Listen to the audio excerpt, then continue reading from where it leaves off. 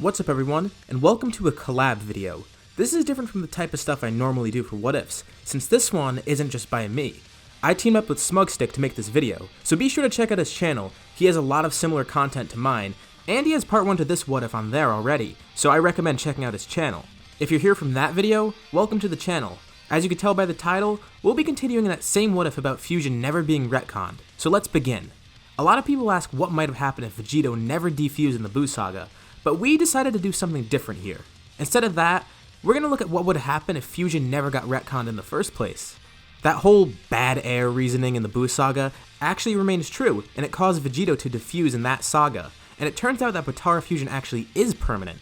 In the last part, Vegito ended up staying fused during the fight with Zamasu, and the conclusion of that arc was shown. Now let's move on to the Tournament of Power. Following the defeat of Zamasu, Vegito was training with Beerus pretty much like Goku was during that time. This training helped Vegito get a lot stronger, more so than Beerus could ever imagine from a mortal. His true rival seems closer and closer with each day of training. Due to the two of them being fused, Bulma is never born either. Since Vegito's been fused ever since the defeat of Zamasu, Bulma never gets pregnant. In the last part, we left off with the inclusion of 2 new members on the team, Goten and Trunks. So as for now, the team consists of mostly the same members, except Goku, Vegeta, and Frieza are replaced with Vegito, Goten, and Trunks.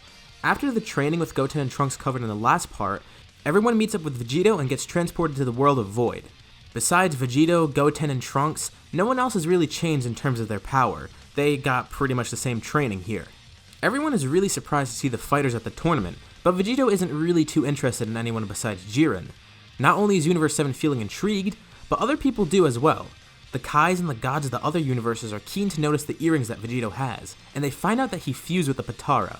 The Saiyans of Universe 6 also pick up on this, surprised to see that someone else has Potara, with Cabba and Hit especially surprised to see the fusion of Goku and Cabba's master Vegeta. Without further ado, the tournament begins, and Universe 7 does pretty much as well as they did in the original story. Vegito is tempted to go for Jiren right away, but he decides to test his power first to see how strong everyone else is. For the first few minutes of the tournament, Vegito is off on his own, occasionally helping his team, but he doesn't really even go out of base form. He doesn't need to. He pretty much solo eliminates Universe 9, and Universe 10 also gets eliminated much earlier than normal due to Vegito's help, drawing all attention on Universe 7's new fighter. With no Frieza either, Frost is all alone and never takes out Krillin right away. Once he encounters Gohan like normal, Gohan's with Goten and the two of them actually handle the villain pretty easily. Proud to see that his brother has accessed Super Saiyan 2, Gohan wants Goten to join him in his fights, and they first team up together here to take down Frost. With one massive Brotherhood Kamehameha, they take Frost out pretty easily. With the brief fights that he got in, Vegito now sees where everyone else is in terms of power, and he has no need to worry. The rest of his team should be able to handle it. Vegito has a different goal. The lone warrior from Universe 11, Jiren, piques his interest. He goes straight for Jiren right now, with everyone momentarily stopping as these two begin to fight. Base Vegito isn't able to do much to Jiren, but he does way more than Goku did even with Super Saiyan Blue Kaioken. Vegito powers up to Super Saiyan, and the fight actually begins to get interesting. Jiren is still heavily suppressed, but is surprised to see Vegito is actually putting up a decent fight. Vegito escalates it further, going Super Saiyan 2, as Jiren gets a little more into the fight. But Vegito isn't pleased yet.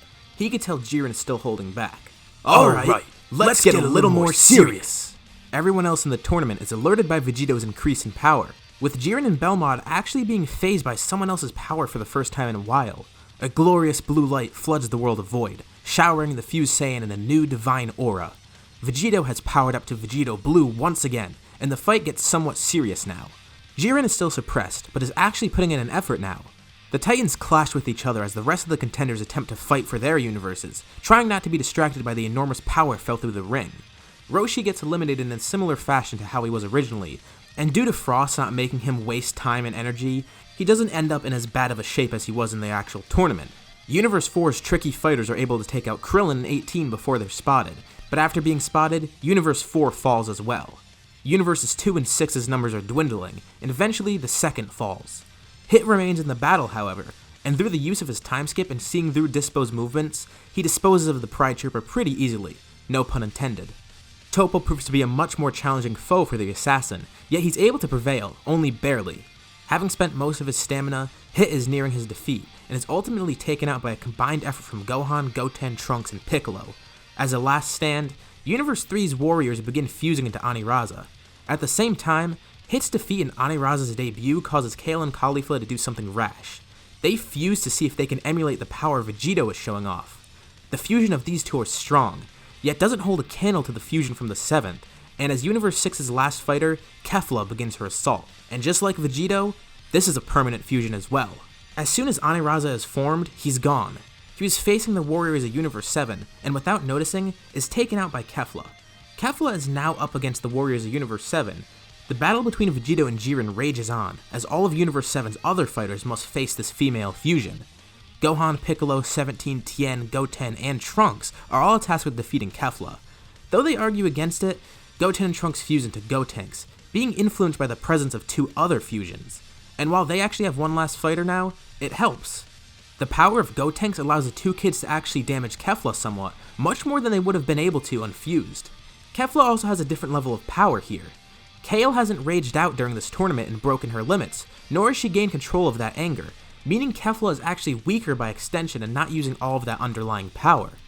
She's still in Super Saiyan 2, but not that kind of special Super Saiyan 2 that she had where her hair was green. It's basically the kind of Super Saiyan 2 Caulifla had. Nonetheless, she's still pretty strong, but she's defeated by unorthodox means.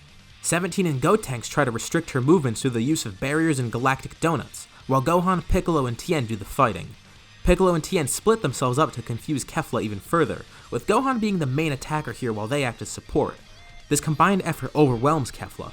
Universe 7 loses Tien and Piccolo in this battle, but with the efforts of Gotenks, 17, and Gohan, Kefla is ultimately eliminated, along with her universe. Now, Gohan, Gotenks, and 17 are alone, observing the 2 other warriors continue their battle. This tournament is now between Universe 11's last fighter, as he faces Vegito.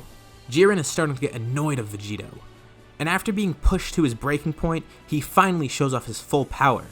After feeling this power, even Vegito can't feign a cocky demeanor.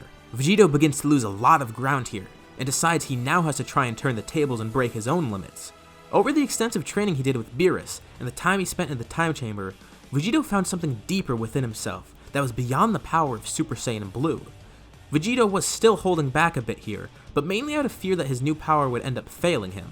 Sure, he could try out Kaioken, but with the stamina drain, it's not really worth it. He has something else up his sleeve. Not knowing if it'll actually work, Vegito ends up taking the risk and he powers up once again.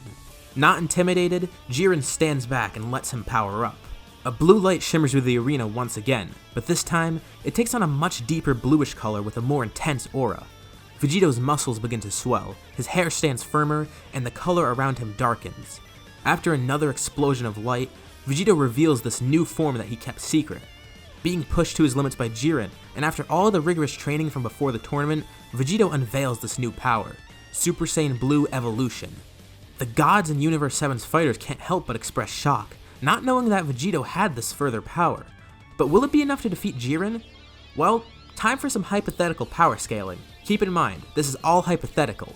This Vegito we're talking about had 2 years of training, one with Beerus and Whis, and one in the Time Chamber, and has grown stronger as Vegito rather than Goku and Vegeta separately. The Vegito Blue we saw earlier in the tournament was immensely powerful, stronger than we've seen from any incarnation of Vegito or Gogeta from the main series, or Goku and Vegeta by extension. On top of that, he now has Blue Evolution, so this Vegito Blue Evolution is much stronger than we could even begin to fathom. The big thing here is that it took a mastered Ultra Instinct Goku to actually face full power Jiren. So can Vegito even compete here? Well, I'd actually say yes. The intense training, the new transformation, the limit-breaking power of the Saiyans, and the power of fusions all work together and create a deadly concoction known as Vegito, a being that Jiren can't even overcome easily. The fight gets much more intense, explosions ring throughout the world of Void, and it feels as if this whole realm is shaking. Every god witnessing this is speechless, as are all the fighters in the arena and the stands. Every punch, every attack that connects, creates a shockwave that is felt throughout the Void. It's a hard-fought battle, and the other fighters Universe 7 provides some support, yet much of the support doesn't help too much. Ghost kamikaze attacks from Gotenks, barrages of ki from 17, and volleys of energy from Gohan. They provide whatever support they can as the battle rages on, yet Vegito is obviously the one doing the most damage. Jiren is getting a little ticked off by these attacks, and he just shakes them off. Eventually, Jiren jumps back and tries to finish it. With an overwhelming heat emanating through the arena, Jiren begins to charge a massive blast. And in response, Vegito does the same and cups his hands. Two voices cry out at once. Final Kamehameha! The two gigantic blasts connect, the power of which is too much for the ring to handle. A magnificent explosion engulfs the arena, powerful enough to launch everyone away. Experiencing most of the impact, Vegito and Jiren are flung off the ring. And even if they did manage to stand still, the ring was shattered into dust which no one could stand on. In the stands, Vegito and Jiren appear. Following them, 17 and Gohan appear. 17 attempted to shield himself from the blast, but it was too much, and he and Gohan both got flung off as well. Wait, does that mean everyone's eliminated? Not quite. In the ring, or at least what's left of the ring, a single hand hangs from the rock. Pulling himself up, it's revealed that the final remaining fighter is Gotenks. Wait, Gotenks? Covered in dust and scratches, Gotenks throws up a peace sign on that small rock that he's standing on, feeling triumphant. Yet as soon as he does that, he forcefully defuses, ruining the moment for him. Well, it's kinda weird now. Technically, Gotenks is the MVP, but since they defused, who gets to make the wish? Well, the Grand Priest and Zeno don't actually know what to do in this situation, so instead, Goten and Trunks decide to agree on a wish. Trunks, already living with one of the most wealthy families in the world, has nothing to wish for. Goten also doesn't really have anything he desires, and since he's pure of heart, he suggests the idea of a selfless wish, one that would restore all of the universes. Trunks agrees to this notion, and the two of them request it to the Grand Priest. The Grand Priest can't help but smile, happy to know that the outcome of this tournament was as Zeno intended, and these two boys helped. Every universe is restored, and that's the end of this arc. Vegito still remains fused for the moment. Potentially, this story could be continued in the future. He still needs to deal with this, or maybe not. As for the Broly movie, well, not much would really change, and it wouldn't really be worth making a whole video about. Imagine if the Broly movie played out with Gogeta fighting Broly right from the start, and that's how this would happen basically, except it would actually be a lot faster. As for Moro, that arc is incomplete as of now, so there's no point in moving ahead into it just yet since we don't really know what's going to go on. So for now, this is where the story will leave off. If you haven't already, be sure to check out part 1 on Smugstick's channel. It was pretty cool to work on this, and he has some great videos, so I recommend checking him out. But now, I want to hear your thoughts. So what did you think about this what if? How do you think it would have happened? Comment your thoughts below, and let's see what everyone thinks. As always, if you liked the video, remember to drop a like. And if you haven't already, subscribe to the channel and hit the bell icon for notifications about any other videos I make like this. Thank you all for watching, and I'll see you on the next video.